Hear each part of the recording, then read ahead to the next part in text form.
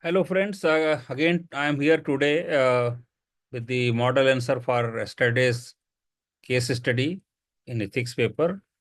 As you know, daily we are giving one model answer for either theoretical question or case study. So today is the turn of case study.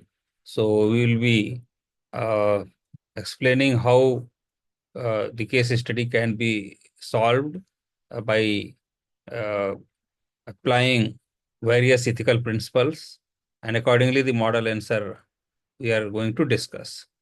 Now, the case study which was given yesterday was, as the chief secretary, your government has launched a chatbot based grievance redressal system. Complaints have surfaced that the bot gives insensitive or robotic replies in case of sexual harassment. Complaints Scrapping the system would delay the grievance handling, while upgrading would require large budget allocations. How will you ensure that technology deployment remains ethical and humane? So this was the case, and this kind of cases do come in regular administration almost very frequently. So how to resolve this? So, as I have already earlier told also, for analyzing any case study, we use Kidder's dilemma paradigm and Potter box model. So, by these two ethical theories and principles, let us dissect this case study, and then we will further try to see what are the options available and how we will select and how we will justify those options basing on various ethical theories. So the ethical dilemmas involved in this case is technology efficiency versus human sensitive governance, and budgetary constraint versus moral duty to ensure dignity of justice. So basically, these two kinds of ethical dilemmas are involved. Now let us see who are the stakeholders. Now stakeholders, first is victims of sexual harassment itself. Then second is general public, because they come for grievance redressal services. Then third is government or the institution. Credibility or service delivery or obligations are very important for government and the concerned institution. Then taxpayers funding technology upgrades, because money is involved, budgeting is involved. So how much money has to be spent? So accordingly, taxpayers are also one of the stakeholders. Then developers and technology service providers, they are again the stakeholders, because uh, how quickly they can develop and how quickly they can deploy all those things, that also important. Now, what should be the approach to ethical and human technology deployment? Because we want to deploy the technology which is ethical, which is humane. What should be our approach? And budget constraint is also there, as has already been explained in the case study itself. So the first step is immediate safeguards. Reprogram the chatbot to automatically escalate sensitive complaints, that is regarding harassment or abuse, etc., to trained human officer instead of providing automated responses. So basically, you have to, divide the complaints in two categories. One which simple one, which chatbot can itself automatically reply. Other which are sensitive ones should be escalated to the trained human officers who will be sensitive enough to reply the whole thing in a proper manner, so that no uh, complainant feels aggrieved. Then second option is phased and prioritize upgradation. Now, as has been explained in this case study, that in one go you cannot upgrade the whole system, because it requires a lot of money. So you have to phase it out, and you have to upgrade phase by phase, so that the reasonable amount is spent in first phase, then second phase, third phase, etc. So launch targeted upgrades, focusing first on sensitive complaint categories, integrating ethical AI principles like empathy, modeling, context detection, and natural escalation. So these are the principles which we can integrate in the AI. And in first phase, we can go only for sensitive complaints. Then third step which we should follow is human AI hybrid model.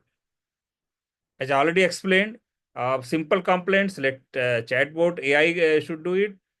complex, sensitive, let it go to trained human personnel. For example, combined chatbot efficiency for routine queries with human intervention for complex and sensitive issues, ensuring a responsive and compassionate system. So again, if you see in the case study, we are using various ethical terms or phrases which are very, very important. Then training and sensitization. So the human officers who are posted there for replying, they also needs to be trained and sensitized. They cannot just like be posted there. So equip grievance redressal officers with training in trauma-informed communication to handle escalated complaints sensitively and ethically. So they also cannot neglect or just routine manner, they cannot handle those complaints. They have to be very, very sensitive and ethically responsive for those complaints. Then fifth step is transparent communication to public, because you have to acknowledge what were the limitations of the system and how you are going to improve it immediately. So that also you have to tell.